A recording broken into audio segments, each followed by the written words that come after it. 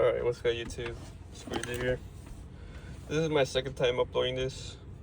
Kind of annoying how the first video I made, it didn't really record. So it's kind of a bummer. But it's whatever.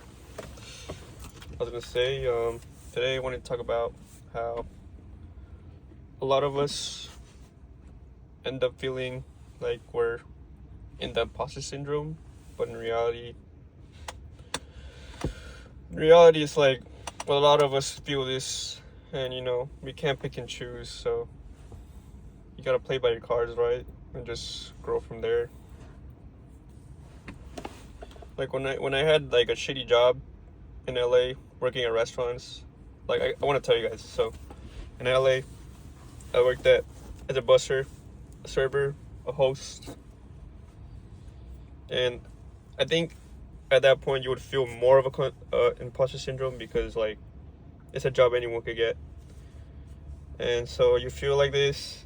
Not only that, because of some circumstances, let's say you're a student as well, so you feel like you're behind or whatever, and you feel this, but in reality it's like bro, everyone goes through that.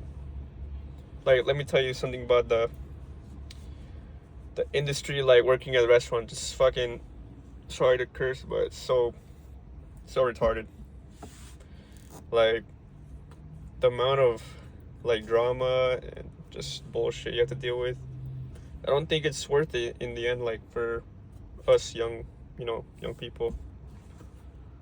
And for those of you who are currently working in the restaurant industry, my respect to you, because you do need a lot of patience. And I think like at some point people never like really understand that until they get out. Like I remember I had a coworker who was like 35, and she was like, "Oh, I'm gonna make enough money, that way I can go back to school." And then I had another coworker at another restaurant who was like, "Oh, I'm gonna make enough money, that way I can like become this." And that's where I think a lot of people really are stuck. They're not really willing to like let go. That's why I guess you can feel like more like you're in the imposter syndrome. So I'm just telling you how it is, because like I worked as a busser, working with sushi. Let me tell you guys, don't eat at any sushi restaurant unless it's like high end, because high end places, they do take care of the fish and they make it fresh. And like most sushi places, bro, let me tell you, bro, I would prep, bro, they leave that fish just sitting out there like nothing, like for like hours, and then throw some soy sauce and whatever, mix it with some freaking sriracha, some freaking cumin, whatever, bro. I prepped it. Let me tell you something, bro, like it's not clean. Just don't eat it. You're probably gonna get a parasite in your stomach. That's just my opinion. I'm not telling you like to actually do it, but from my experience. And yeah, it's not really pleasant. My bad. I just changed the whole conversation. But like I said, like when you're working in that type of setting, of course you're gonna feel like you're an imposter, and it sucks to be in that situation. And I can say that you just gotta let it go. Just let that shit go, bro. Like throw it out the window and just go for it. Cause that's what I did when I wanted to become like a mechanic.